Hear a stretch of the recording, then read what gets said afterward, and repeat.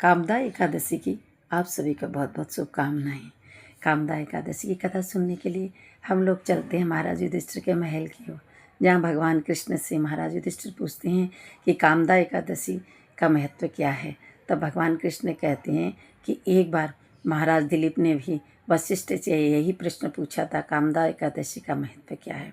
तब भगवान वशिष्ठ ने गुरु वशिष्ठ ने राजा दिलीप से कहा कि नागपुर नाम का एक राज्य था, वहाँ में पुंडरीक नाम का एक राज्य करता था। वह बहुत ही संपन्न राज्य था, जहाँ में मणि माणिक मोती भरे पड़े हुए थे। वहाँ गंधर्व और नाग सभी रहते थे।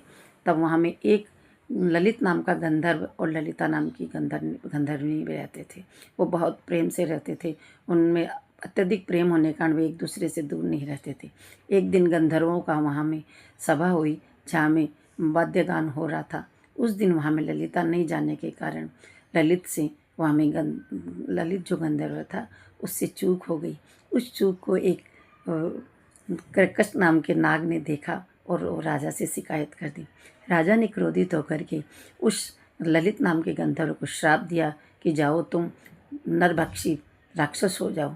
वह राक्षस हो गया और राक्षस इतना भयंकर हुआ कि वह 100 योजन तक फैल गया और उसकी आंखें चंद्रमा और सूर्य के समान हो गई, नासिका गड्ढे के समान हो गई, मुख और विकराल जाड़ें थीं उसकी। वो दर दर भटकने लगा। गंधर्वनी ललिता को बहुत पीड़ा हो रही थी, वो भी उसके साथ साथ जंगल जंगल जा रही थी।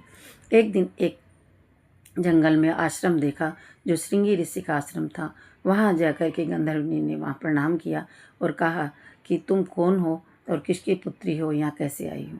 तब उसने कहा मैं वृंदावन राज की बेटी हूँ और मैं ललित गंधर्व की पत्नी हूँ। मेरे पति को श्राप के कारण वो बहुत पीड़ा में हैं, आप उनको मुक्त करने का कोई भी उपाय बताएं।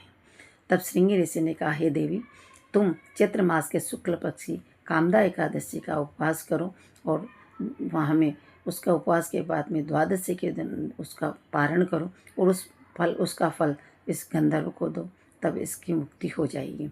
उसने ऐसा ही किया और मधुसूदन से वह मुक्ति के लिए प्रार्थना करने लगी और वो मुक्त हो गया और फिर गंधर्व की योनि उसको प्राप्त हुई।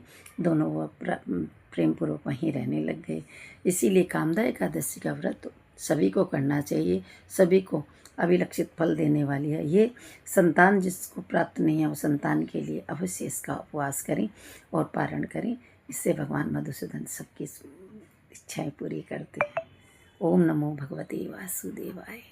वसुदेव सुतं देवं कंसचारणमर्दनं देवकी परमानंदं कृष्णं वंदे जगद्गुरुं। राधे राधे।